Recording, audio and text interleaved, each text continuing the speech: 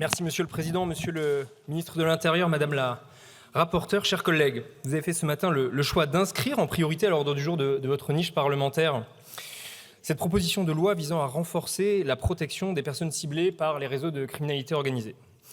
Je veux y voir d'abord la preuve de votre volonté à vous engager avec tous, avec nous, à nos côtés, dans la lutte contre le narcotrafic. Un point d'introduction, néanmoins, et aucune mesquinerie, mais c'est vrai que je n'arrive pas à envisager que cet engagement contre le narcotrafic ne passe pas d'abord par le fait de voter à la fois les budgets et les lois qui donnent plus de moyens à nos services de police, de gendarmerie, à nos enquêteurs, à nos magistrats, à notre administration pénitentiaire. Et en matière de narcotrafic, le cas de la loi que nous avons votée il y a un an est le meilleur exemple. Mais revenons au texte. Je veux d'abord souligner que la protection de celles et ceux qui s'engagent contre le narcotrafic constitue la priorité absolue. Pour nous, députés, sur tous les bancs, je pense, pour le ministère de l'Intérieur, bien sûr, car nous devons avoir une pensée de solidarité et de reconnaissance pour l'ensemble des personnels qui, chaque jour, aujourd'hui également, sont engagés dans des missions de protection, avec le plus grand dévouement et professionnalisme. J'ai bien sûr une pensée pour la famille de Mehdi Kessassi, assassiné parce qu'engagé contre le trafic de drogue, ainsi que pour Amine, son frère, et pour sa famille, qui poursuivent dignement le combat. Je veux étendre cette pensée à toutes celles et tous ceux qui luttent, qu'ils soient avocats, journalistes, militants associatifs, responsables locaux.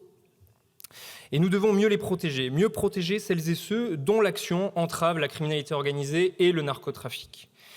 C'est indispensable si nous voulons réellement affaiblir les réseaux de narcotrafic. Ce combat, il doit nous dépasser toutes et tous. Parce que la criminalité organisée, les Italiens le savent trop bien avec les réseaux mafieux dans le sud de leur pays depuis 2 siècles, ou les Néerlandais qui l'ont appris récemment dans le cadre des procès de la Mocro-Mafia.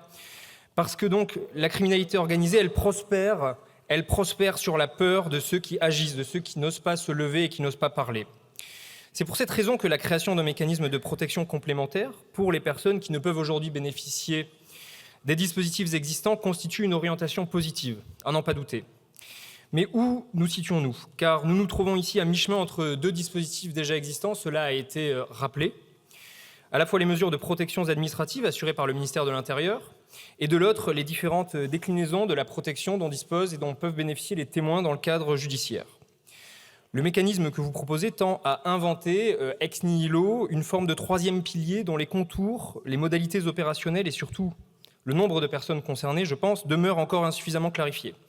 C'est le grand vide de ce texte. Cette absence de prévisibilité et de lisibilité interroge sur l'efficacité du dispositif tel que vous le voulez. S'agit-il donc d'un prolongement des dispositifs de protection administrative tels qu'ils existent aujourd'hui, d'une protection judiciaire, d'un régime plus proche de celui applicable aux lanceurs d'alerte? N'eût-il pas été utile de modifier la loi Sapin 2 donc sur les lanceurs d'alerte?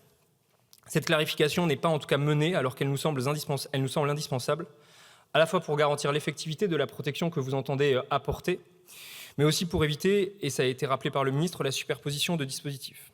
Car si nous nous retrouvons sur l'objectif final poursuivi, nos conclusions divergent sur la méthode pour y parvenir.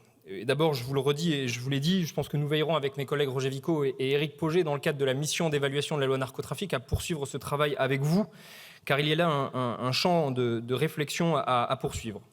Mais nos conclusions, elles divergent, et ce, malgré les améliorations que nous avons ensemble apportées en commission des lois, comme la suppression de la commission nationale, qui était initialement envisagée.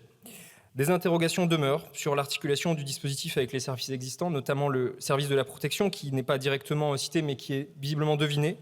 Une telle organisation ne peut, selon nous, être fixée de manière rigide à un niveau législatif, car c'est la question de la réalité opérationnelle que nous portons derrière et de la capacité d'adaptation permanente aux menaces qui se posent. Et personne ici, à commencer par vous, Madame la rapporteure, ne voudrait, je pense, écrire sur ce sujet une loi bavarde ou qui ne se suffirait pas à elle-même. Pour être pleinement efficace, une telle réforme doit probablement être portée par le gouvernement avec une étude d'impact, seule à même de définir les modalités opérationnelles précises, les besoins exacts, les menaces, leur évolution et l'état disponible des moyens. C'est pour ces raisons que nous avons déposé et proposé un amendement visant à renvoyer les principales modalités stratégiques de mise en œuvre à un décret du ministère de l'Intérieur pris après avis du Conseil d'État. C'est une solution qui paraît ne pas faire obstacle à l'objectif recherché, mais qui en même temps pourrait garantir à la fois l'ambition du texte et l'efficacité concrète et opérationnelle. Vous l'aurez compris, le groupe Ensemble pour la République soutient pleinement l'objectif poursuivi par cette proposition de loi, mieux protéger celles et ceux qui luttent contre le narcotrafic, mais ne se retrouve pas entièrement sur la méthode et le dispositif retenu. En conséquence, nous ne ferons pas obstacle à l'adoption de ce texte. Je vous remercie.